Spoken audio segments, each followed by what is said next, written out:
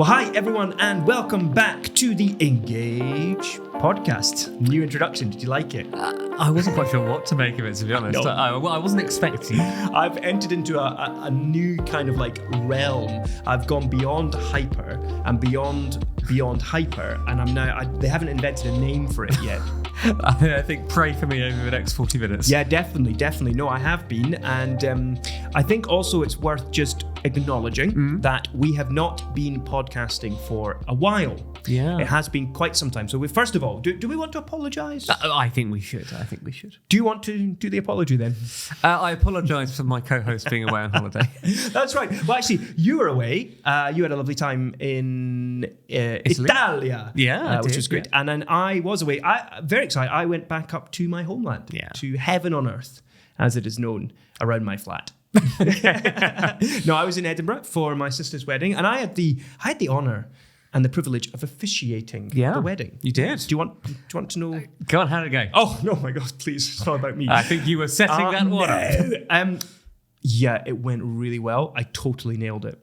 I'm very glad. Yeah. And it would have been quite awkward if it had gone horribly wrong. I know, but that would have made an interesting podcast. And you know what? Yay for marriage. Marriage is a good thing. God created marriage as a good gift. So Indeed. That we might not live alone. And not everyone is called to marriage. No. But for those that are, it's a wonderful thing. It was a beautiful day. And Cara, my wife, sang. She sang two songs. Lovely. Love. L is for the way. I just an excuse to sing on the. No, but this next one you might not know, and so I better sing the next one for you. Just the first line. Underneath the arches. Do you know that one? No, I don't know. Underneath the arches. Oh yeah, now we're talking. Our producer is literally cleaning his glasses while I was singing. This should have been a moment where he was eyeballing me in rapt wonder. Well, so he can see you better. Oh, thank you very much. Thanks. Anyway, it's good to be back. Yeah. We are very sorry for the delay. We know that we've missed some big news stories, but we're going to retrospectively comment on them. But we're also going to be talking about more up-to-date events as well. A huge thanks to those of you who have contacted us in any way, shape, or form. We love to receive comments and feedback and questions from those who engage with the podcast. And I've just been so encouraged. I found out that someone that I've known since they were very, very small, and they are now in their final year of school, and they're about to launch off, no doubt, into the world of further education. They listen to the podcast and they love it. And I had a WhatsApp from my older sister this morning telling me she found a comment I'd made on a previous episode very funny. I thought, this is just wonderful, isn't it? Like, that diverse people are loving the podcast. Absolutely. And so that's why we're back. Anyway, all that said, I really need to ask you how you are for a number of reasons. Go on. Well, first, I think I do want to acknowledge that you really have listened to me and taken my wisdom on how you dress seriously. And look at you, resplendent in a fantastic suit with a wonderful shirt. Peter, thank you. Thank you for blessing us with that suit. That is very kind of you. Not to burst your bubble, but it wouldn't be the first time. But this will be the only time all week I'll be wearing it. Just because we're going for dinner somewhere nice tonight. Where are you going for dinner? We are in the pavilion at Lords. The pavilion at the House of Lords. And not the House of Lords. Sorry, I did that earlier. You actually told me and I still made that mistake. It's a fun time, isn't it? Now, that means that you're going to the home of cricket. So it means we must just briefly talk about the Ashes. Go on. How are you feeling about the Ashes? It's pretty rubbish, isn't it? Very depressing. Yeah. What's most annoyed you? Well, I think the really depressing thing is when you wake yourself up at 5:30 in the morning and you turn on you get the headlines up and it says dismal England slumped to 87 for 6. Yes. And you think, why did I bother? No, I know. Well, Sunday morning I had it on briefly, and Stokes and Jacks were still in, and so they had hours of still batting, and I was thinking, this is okay, fair play to them, proper fight back. Yeah. And then I watched as Jacks got out and then Stokes got out, and then I just turned off. I said, I've had enough. Very sensible. Do you think we're heading for a 5-0 Australia victory? I can't believe England will not win one of the games. I think there's... That's where we're at. Well, I think there really ought to be enough in the England batting lineup to have one good innings, so they don't lose all 5. Okay, good. Yes, that's the very definition of clutching at straws. But you've done it with elan. Speaking of elan, do you like my water? glass implement thing. Well, I think that is one of the most ridiculous things I've seen on this podcast. I promise you that's water in there. Yeah. I know from the way I'm behaving, you might think it's not, but that is water, I promise. Yeah, there we go. Now, speaking of Australia, you're doing very well in the Ashes. This is the first story that we wanted to comment on because it's so interesting. And it's to do with Australia, and they've just introduced the world's first social media ban, and it applies to 16-year-olds and under. Yeah. And I just want to note very quickly that in Australia, in the government, they have a communications minister. Now, my eyes have lit up because I'm thinking, there's a job for you. There's a job for me. But this is innovative. It's kind of amazing. And I mean, what's interesting too is it's already been challenged in the courts. So two 15-year-olds, Noah Jones and Macy Nayland, backed by a rights group, are arguing in Australia's highest court that the legislation robs them of their rights to free communication. So, I mean, that's not a big surprise, but let's just step back. In principle, from a Christian perspective, how do you react to the world's first social media ban? Gosh, it's a really interesting story, I think, because this has been something which is being discussed more and more. There have been discussions over whether we should ban smartphones for under 16s in the UK as well. It's an issue which has been talked about quite a lot, actually, within the church. So particularly prompted, I don't know whether you've come across Jonathan Haidt's book, The Anxious Generation, which is sort of linking children and smartphones and social media profiles with the rise in mental health issues. So it is very much a live debate. I'm not sure there's necessarily a consensus on stuff, but that is an argument which is being made. So it is a really interesting story, and I'll be fascinated to see quite what happens. A couple of stats which I thought were also quite interesting. So what do you think is the average per day, the average time that an Australian under 18 spends on TikTok? 4 hours. Per day? Per day. It's not. Is that wildly? I mean, that's a very. You're laughing at that, aren't you? Couldn't pay attention when I was singing, but laughing at me getting. I mean, sorry for not knowing off the top of my head what the average number of hours an Australian under 18 spends on TikTok. I'm going to say 2 hours. 2 hours is pretty much bang on. Oh, come on. You definitely have communicated about this. This is outrageous. So 170 minutes. That's quite a long time, isn't it? Which is a lot on one platform. When you consider how much time is spent sleeping, eating, schooling, but also other social media platforms as well, right? That really is a lot. The second thing which I thought was quite interesting, and this is now not a stat from Australia. So in the UK, what percentage do you think of under 12s in the UK have at least one account on a major social media platform? Producer Isaac can answer first, and then I'll follow. 60%. I mean, it's obviously not that. By the way, I'm not loving this new approach you're taking of asking me questions that you know the answer to, and you know that I don't know the answer. 56%. It is 70%. Oh, so you win that one as well. More than 2 in 3 under 12s have a social media. So in the UK. Stepping back, Christian theology, every single person made in God's image, and part of being an image bearer is that we're made for a relationship. And I was quite struck that the big thing that the Australian Prime Minister was emphasising in a video that he released, where he basically told under 16s, so I should have said at the beginning, sorry, the ban applies to under 16s, and there are 5 million children under 16 in Australia. I mean, a weird day for them. They wake up and they suddenly can't access social media anymore. So I was about to say, but I suddenly realised it sounded incredibly sort of like a blasé, like heart goes out to them. But I mean, it really doesn't, because I actually support this as a good social experiment. The Australian Prime Minister emphasising in his video message, he wants them to start a sport, read a book, but he emphasised in particular, spend time face-to-face with family and friends. And I think that's the key. I think if you're going to do something like this, you need to have a positive alternative messaging campaign that says to teenagers, this is what you should do instead. And if God made us to have fellowship with one another, then surely if we're just communicating or even majorly communicating with one another via digital technology, we've got to say from a Christian perspective that is a deficient form of communication in comparison to face-to-face contact. Yeah, there's a hierarchy, isn't there? I think that's completely fair. So if we're to take a step back and think of a big biblical picture of what friendship looks like. Yes. Just exchanging some messages. Yes. Does not really cover it. You think of the great examples of friendship in the Bible, or say Ruth and Naomi, or David and Jonathan, where people are committed to one another and they genuinely love one another. Yes. In a self-sacrificial way. Yes.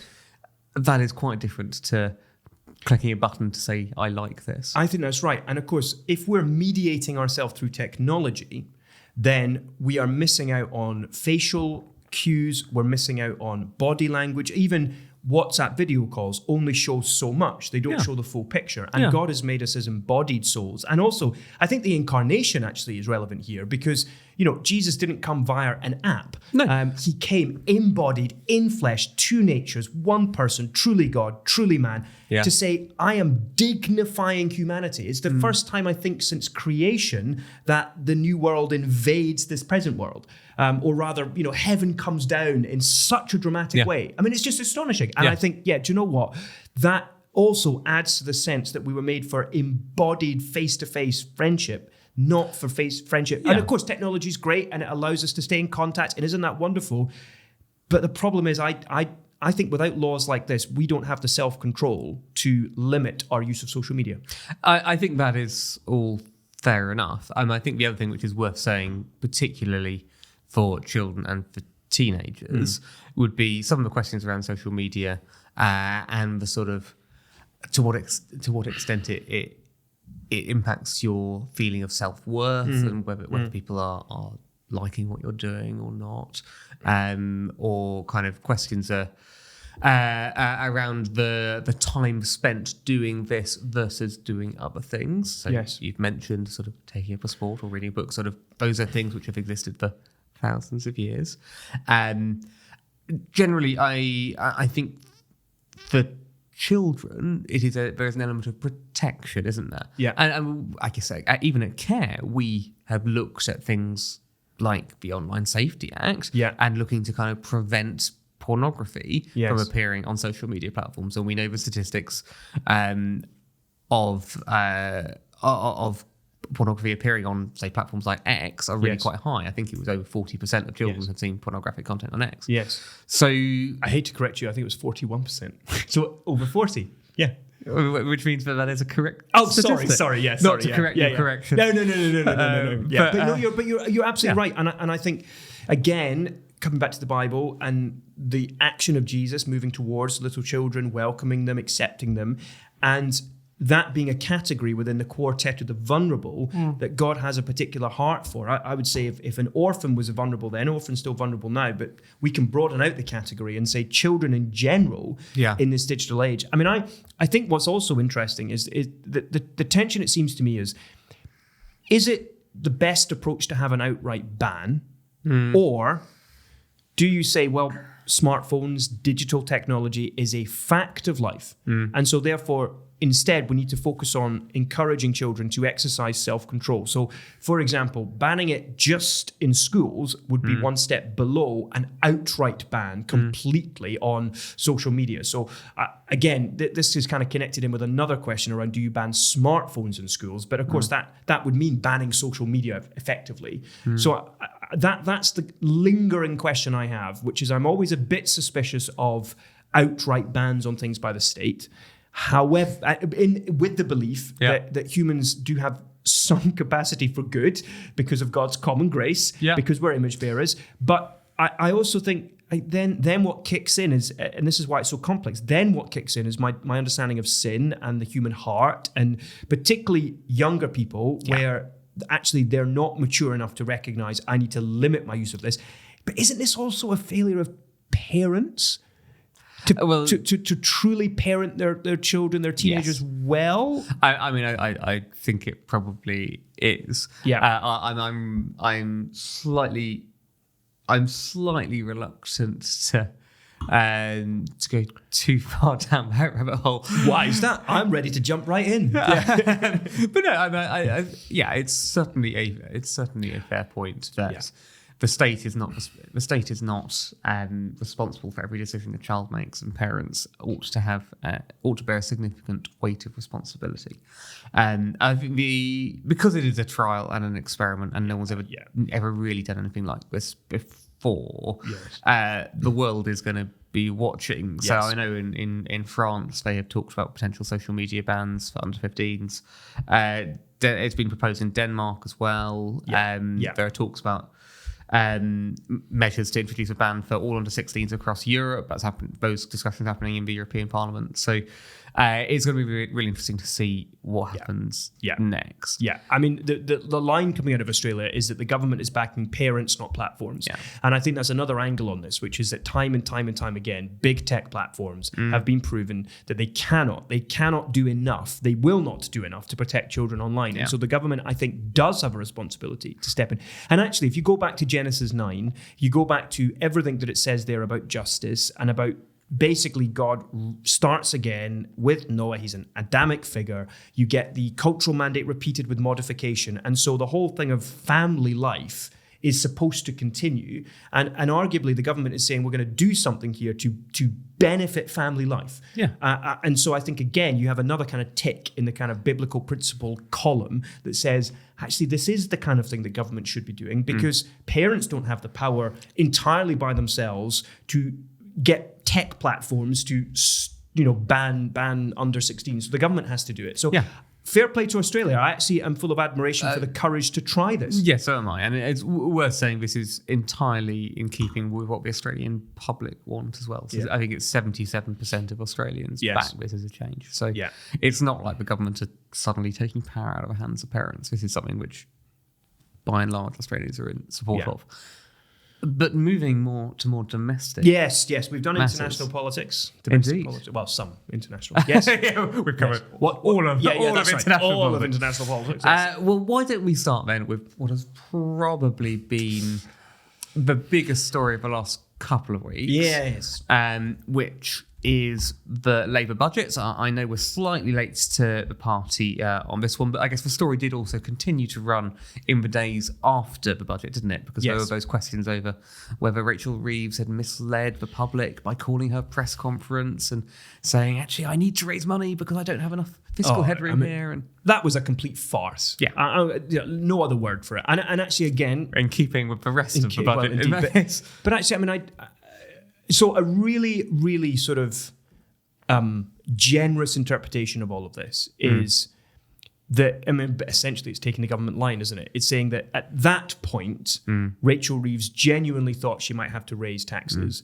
and so did a press conference to it's called rolling the pitch, to get the public used to the idea that this is coming. But then after that, the Office of Budget Responsibility, who accidentally leaked the entire contents of the budget before it was announced to Parliament, which was a terrible error. Really unfair on her. Really unfair on her. However, they then reported back to her, and she actually had a bit more fiscal headroom than she thought. And so she didn't need to raise income tax. That being said, I think, we talk about raising or not raising income tax. You're talking about it going up by 1 pence or 2 pence, but in the pound. But equally, if you're freezing national insurance and income tax thresholds for an extra 3 years beyond 2028, which is what they have done, then in one sense, that is going to be a tax increase for absolutely any number of people who are then dragged into the higher bands over time. So I think that, from a biblical perspective, what are we to be? We are to be people of truth. We are to be honest at all times. And I think what has really disappointed me, and this doesn't apply just to her, this applied to the previous government as well, is that all too often when it comes to budgets and other set piece announcements, there's just a stench of dishonesty, of deliberate manipulation of words to convey impressions, to nudge, to hint. And instead of a politician just coming out and saying, as a country, we don't have enough money to cover our public services. We don't have enough money to cover the interest on our national debt, let alone pay down our national debt. Therefore, we need to increase taxes. Everyone needs to pay their share. This is about the future. I'd actually respect that. I'd be annoyed, but I would respect it. But what I can't stand is the shadows, the subterfuge, Yeah. the sense that they're just not being honest. And as Christians, we should demand of our government a level of honesty, because ultimately they are God's servant for our good. So leave aside tax increase or not tax increase, I was pretty cross. I think that's completely fair. I hope you were too. Well, if you read my article, you will have seen. You were furious. No, that's right. And I nearly phoned you on a Saturday to ask you to take it down. No, you didn't. Well, let's just quote Rachel Reeves' own words, so you can see that we're not making this up. So she said on October 31st. What I want people to understand ahead of the budget is the circumstances we face. I could sweep those challenges under the carpet. And here's the defining line. I am being honest with people. Okay. So here's the response from the former head of the IFS, Paul Johnson. He says, I think it probably was misleading. It was designed to confirm a narrative that there was a fiscal black hole that needed to be filled with significant tax rises. In fact, as he knew at the time, no such hole existed. Now, we think that is probably misleading. I think fair enough. I think it would also be fair to say that we elect governments on a particular manifesto, and that I think most people would be of the view that these sort of stealth tax rises are breaking that manifesto. So 57% of voters think that the budget tax rises have broken their pre-election pledge to not raise taxes on working people. Only 16% disagreed with that. And even amongst those who voted for Labour at the last election, that figure was only 25%. Think that they are in keeping with their manifesto. It would also, I think this is also an interesting point. So obviously every government always tries to blame the previous one, don't they? Yeah. But actually, in terms of where the country is now, the country is not actually holding the Conservatives accountable for this. No. So a YouGov poll found that 37% of voters thought that tax rises are due to Labour's own choices. Yeah. Only 16% are blaming the Tories for it. Yeah. So she will be held accountable for the actions which she is taking. And she was at pains, wasn't she, in her speech to talk about, these are my choices, this is my budget. Yeah, that's right. Yeah. And it's relentless spin. That's kind of completely fine. If those are your choices, that's fine. Own them, and then at the next election, I suspect people will cast their verdict. Yeah. I mean, it's really striking, isn't it? Because one of the things we learn in the Proverbs is that God abhors dishonest scales. And I worry, and I have done for a long time, and I talk about it a lot, but no one ever seems to listen. So now finally I'm using this platform. Rachel, if you're listening, here's some advice and Proverbs for you. I'm pretty sure that Rachel Reeves probably makes it a priority to listen to the Engage podcast, and this will be really striking her conscience. Well, good. I mean, I think what I find so disappointing is I do think there is a conversation that needs to be had. A conversation around national debt and around the need to address the fact that we are only reducing slightly the interest that we're paying on debt. We're not actually reducing our debt. And this is a huge and colossal problem for future generations. At some point, it's going to come home to roost. And as Christians, again, I think that we're clearly commanded not just to care about our own time, our own generation, but to invest well in the future. I mean, the whole thing about everything that we're supposed to do to steward the resources that God has given us, I think we have, and we are culpable as well. We failed. And actually, I remember writing about this before. Now, this does speak to tax rises. My issue is not actually with my income tax going up. I can live with that if I am told that this is a genuine contribution necessary to help to get down our national debt for the sake of the future. I can get on board with that. But I just want honesty, and I do believe that budgets and spring statements, they do challenge our own innate selfishness. I mean, it's so easy to listen to the budget purely through the prism of, how does this impact my bank balance? Oh, completely, yeah. And if I'm doing that from the lens of, it will impact my ability to give, that's baptizing it in Christianese. Give anyway, is what the Bible would say. But I just struggle with all of the dishonesty that's going on. And it's such a shame because I think Rachel Reeves had an opportunity to be first woman chancellor. She had an opportunity to be a very different kind of chancellor, to demonstrate that honesty was going to be the hallmark of her political career. And she's just gone down the road of the professional politician, using feints and, I don't want to upset the market. And I think those are excuses at times to just mask the reality, which is we're a country living beyond our means, full stop. Yeah. And the public needs to get used to the idea that at some point the party is going to be over. I've got a friend at church, he's in finance. He thinks this is an absolute catastrophe waiting to happen. Now, that might be hyperbole. I think that's true. But it could be. And I think as Christians, we should be calling that out. Yeah. Yeah. I think the other interesting thing is why is this the budget we've got? Yeah. So essentially, I think probably what is happening here is Rachel Reeves is trying to not only keep the markets on side, but also to sort of appease her backbenchers. Yes, it's politics, isn't it? Oh, it was. So there was a very modest attempt at reforming welfare back in the summer. Oh, yes. Because our welfare bill as a country is spiraling beyond a point where it is sustainable. So we are kind of in real trouble unless we can get a grip of it. And that's not to say that it was necessarily the right measures, but you would think that a government with an enormous majority would get through something like that completely fine. Yeah. And she couldn't. No. She couldn't get it through, and her position was seemingly put at risk in the summer when she tried to push through the welfare reform. Yeah. And so what that has meant is, well, we need more money. Yeah. It's just like all these other things which they have U-turned on. So, well, we're going to kind of slightly reform winter fuel. Oh, no, wait, we can't do that because people are objecting. Yeah. You have to make some decisions on what you're going to cut, or else you have to raise money because there is no magic money tree. And what's again so interesting is you see a pattern that has happened to successive prime ministers. They come into number 10. They talk mainly about the domestic scene. They realise it's really difficult. They realise that their MPs are not compliant, but are actually boisterous and willing to rebel. And so they become almost entirely preoccupied with foreign affairs because it's a much more comfortable environment for them to go to.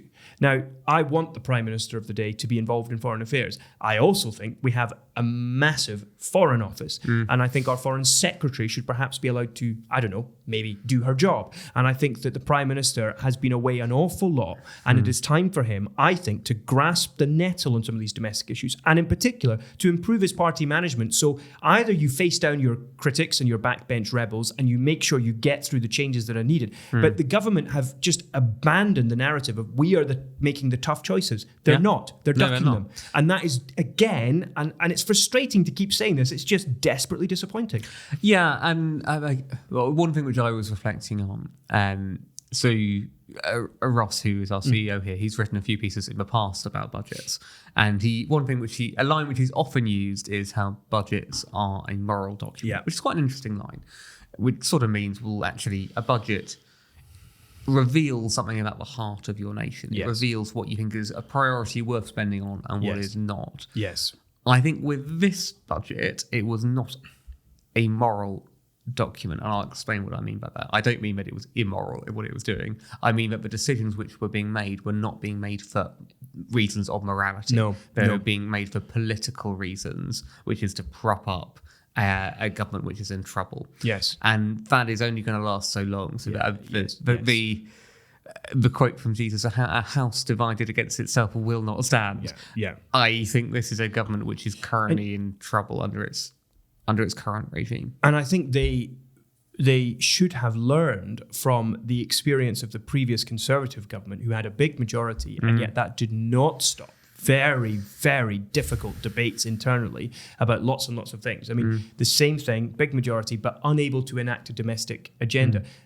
Why did they not learn from that? Why does it always take us getting to this point and suddenly stories pop up in the media about the Prime Minister inviting MPs to tour Downing Street in an effort to mend relationships with his party? If you're the leader of a party and this quickly you're needing to mend relationships, then actually I think clearly the party management piece has gone completely AWOL. Who in number 10 is saying, who are you meeting this week? Which MPs are you sitting down with? Are you communicating, constantly explaining what you're trying to do? And of course, this is a big problem for this government. Maybe what they need is a communications minister. Hey, I'll make myself available. How about that? Well, we've chatted about Rachel Reeves and the budget. Yes. What about the response from Kemi Badenoch?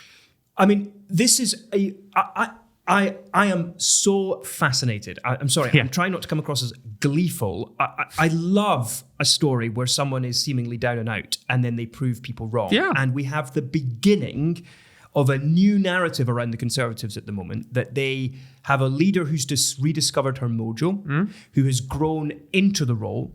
She now has a policy platform that she feels confident about. Her performance post-budget immediately after, probably helped by the leak from the OBR. Bear in mind that she has to basically respond with some pre-prepared material based on guesswork, but of course that gets confirmed live. And so you have in the background, there will have been furious efforts to get up-to-date material into the chamber to her. And I thought she did a really, really good job in those circumstances. I thought she was tough. She was clear. There was a very interesting bit where she took on Rachel Reeves, who'd done an interview with the Financial Times, I think it was, about how she was fed up about mansplaining. And Kemi Badenoch basically, said, no, it's not mansplaining to criticise your budget. Let me tell you, woman to woman. Now, the only thing I would say is that sadly, our politics demands an element of theatre and Punch and Judy. Yeah. And from a Christian perspective, where we are always to be on the side of speaking the truth, but speaking the truth with grace. Colossians 4, our conversation seasoned with salt. I do think if a Christian ever became at the dispatch box, leader of the opposition or prime minister, I would love it if that would genuinely change the temperature of debate. It had the right elements of theatre. That's a pragmatic need at the moment.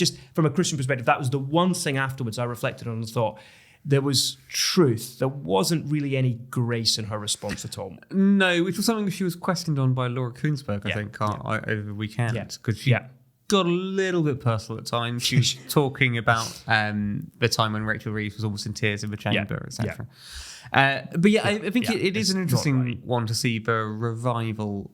Well, that's probably a little bit too early. A bit like the quiet revival. We're not really sure yet what's going on. But it is interesting to see the Conservatives being a bit more proactive and on the front foot, and Kemi Badenoch was in the headlines far more than she had been. Essentially, I think what had happened was for the first year after the election, she basically said nothing, right? Mm-hmm. It was all, we need to kind of work out what our policy positions are. Yes. And that vacated a space for... Reform filled it. For Nigel Farage on the right. To be that voice for the right wing. Now, I'm not convinced that was a great political strategy. I guess to in her defence, there hasn't really been a situation like this before, where the Conservatives have been seriously under threat from a party to the right of them, certainly in my lifetime. But now she is starting to be more vocal, and I think she's actually starting to cut through a little bit more. Well, the polls indicate that there's been a slight bump. Yeah. Bear in mind as well that this narrative has been increasing since her conference speech, which landed well. That's absolutely right, yeah. And then you had, that followed policy initiatives. So we're going to leave the ECHR, for example, on immigration, so clarity over that. And then the conference speech, and then the budget response, but also Prime Minister's questions. She's been doing a lot better. Yeah. She's been using her questions more effectively. She's more confident. She's more collected. And I think the other thing that's just worth kind of reflecting on is the Conservatives, one of the things she had to do, so here's a little bit of insider information. Goodness me, our producer's yawning. Is it that boring or are you just tired? Oh dear, I keep looking at you at the wrong He was nodding, but I don't actually know what he was nodding in response to. Probably nodding, but please stop. No, so a little bit of insider information. So they made a change where they brought someone in to basically run CCHQ, Conservative Central Headquarters. And this is a guy who's in the House of Lords, but his name is Mark McInnes. Now, for 6 months of my life, I actually worked with Mark McInnes.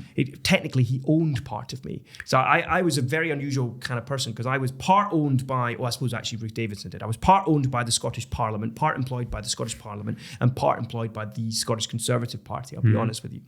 And I've been in penance ever since. No, I'm only joking. But Mark was in charge of the Scottish Conservative Central Office, and he was, by all accounts, an excellent organiser, a brilliant operator. And I think it was a smart move to bring him in because he has clearly had an impact. Conservative Party have just secured a £14 million new central office, 5 stories, very close to Westminster. So you really get the sense that you look at their social media game, they've upped their game. Reform are now starting to launch more attack ads on them. That suggests that they're concerned by this rise in Conservative. So ultimately good for our democracy. As Christian perspective, the Bible doesn't teach democracy, but I think principles would lead us to believe that democracy is the best of a bad bunch of options.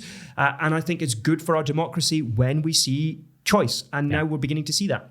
Yeah, fantastic. Very good. And 5 minutes left. Let's just give a quick update on the assisted suicide bill. Yes. Okay, fine. Well, I tell you what, I'll give a very quick summary, then you fill in what I've missed, because I'll miss quite a lot. So basically where we're at is the assisted suicide bill is in the House of Lords. And it's at what's called committee stage. So there was a special committee set up, which is very unusual in the process of this bill, that had to basically do a number of sittings, taking expert advice from witnesses, and then they produced a report, and it was just a transcript of all the evidence sessions. And they published that, and then the Committee of the whole House have been meeting on Fridays to debate the bill, and in particular to debate amendments to the bill. And by the way, there have been more than 1,000 amendments to the assisted suicide bill, and at CARE, yes, we're going to be honest with you, we actually drafted some of them. Now, I think this reflects how poorly drafted the bill is, but also that some peers are genuinely aware of the stakes that are involved in this bill. This is serious. Alongside that, you had a story in The Guardian that the government had a policy memo, a couple of years ago that talked about basically how they could get assisted suicide passed. So the idea that Kim Ledbetter, who then comes out saying, oh no, number 10 didn't put any pressure on me, that just doesn't seem credible at all. And it never was, to be honest, because she'd never shown any previous interest in this as a topic until she put her name to the bill. That's right. And so where we're at the moment is the government actually gave 8 more sitting Fridays for committee. So there'll be 10, I think, in total, because of the number of amendments. That will run over into the new year, probably into March, maybe longer. And here's the key point. If it gets to a point where actually they don't conclude committee and there's no time for third reading before Parliament finishes and there's then a King's Speech in a new Parliament, this bill will fall. And what's happening at the moment is that there's a debate going on between MPs and peers. Some MPs who are pro the assisted suicide bill are saying constitutionally, the House of Commons has primacy. It would be inappropriate, constitutionally improper for the House of Lords to block it. Let me be clear, this is a private member's bill. It is not a government bill. It is not a government bill. Under the convention and the unwritten constitution, the House of Commons primacy applies to government bills, as far as I understand it. And even with that, it'd be worth saying, or when the Conservatives were putting through their Rwanda bill, the House of Lords opposed it then. So this is really, really important. In theory, this bill can be voted down by the House of Lords. It can be run out of time. But equally, if it passes third reading with lots and lots and lots of amendments, the House of Commons has to approve it. And the House of Commons only voted for it at third reading in their House by 12 votes. And the House of Commons also kept on saying, well, we expect the House of Lords to sort it out for us. That is just an abdication of duty. It's ridiculous. So I think the big message for Christians is there's all to play for. Certainly at CARE, we are working flat out on this. And in the new year, at the right time, we'll encourage you not only to pray, but also at the right time, we will tell you who to write to, how to write, and we will urge you to mobilize as many of your friends as possible. Let's tell the House of Lords why we don't want this dangerous bill to pass. Absolutely. I think that was a very good summary. No. I'm embarrassed now. What else can I summarize? I know. I'll summarize the exit from this episode. So if you've enjoyed the Engage podcast, I have certainly enjoyed being back. Good. Can you tell? Yes, I'm like a kind of Duracell bunny, filled with energy, filled with elan, with my new water goblet. I'm calling it a goblet. I don't even know what to say. Oh, okay. Well, okay. Anyway, we're really excited because we hope you enjoyed this episode. Please give us your feedback. But I'm delighted to let you know that we are not going to abandon you over the Christmas season. No. What are we going to do? We are going to do a special Christmas episode for you. Of which I will be singing.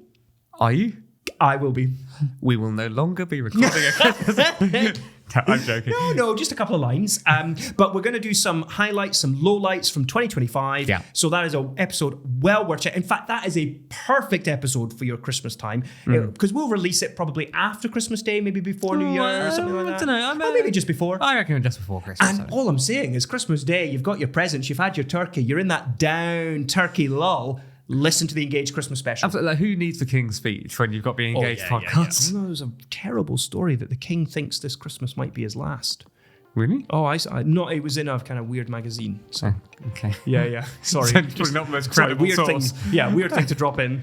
Sorry about that. Probably borderline treason. Yes, that's right. Yeah. Please ignore that last comment, everyone. But anyway, great to be back and look forward to the Christmas episode. Peter, as ever, a pleasure. Enjoy your dinner. Thank you very much. Thank you very much.